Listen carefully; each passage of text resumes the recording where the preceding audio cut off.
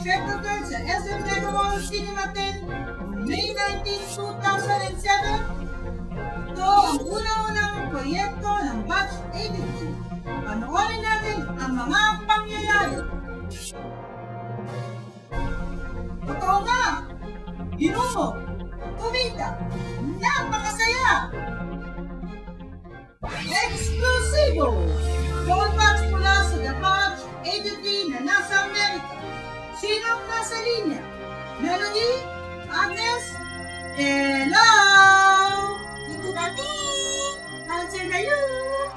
Hello, batchmates!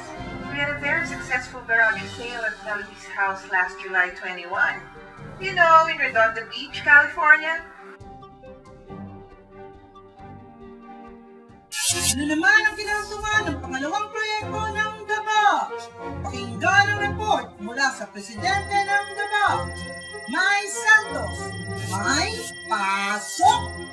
Kitang-kita ang ebidensya dahil sa dami ng suporta mula sa batchmates natin sa Amerika, nakapanood ng Cinderella, pati mga street children ng Child Hope Asia Philippines, Holy Family Home for Girls, Barangay 9 de Febrero Plainview Public School, and Malugay, Parañaque, pati isang grupo ng mga street children mula sa Quezon City.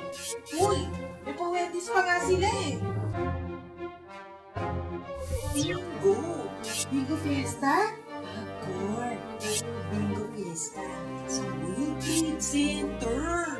Bulong-bulungan aming napag-alaman na ang The Batch ay nagsali sa Bingo Fiesta ng Pampor noong October 28, 2007, alas 3 ng hapon sa World Trade Center. Ayon sa balita, punong-puno ang World Trade Center ng mga supporters ng Bingo Fiesta. Success! Kitang-kita ang ebidensya! Sa lahat ng mga taong lumipas, kami ngayon ay nagpapasalamat sa mga St. Paul Sisters na minsan naging bahagi ng aming mga buhay.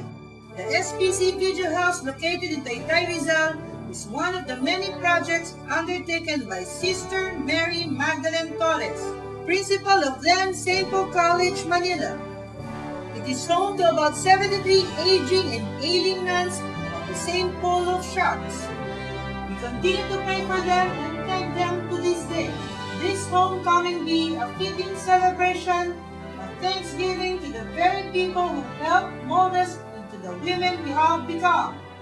Celebrate woman, proudly Pauline.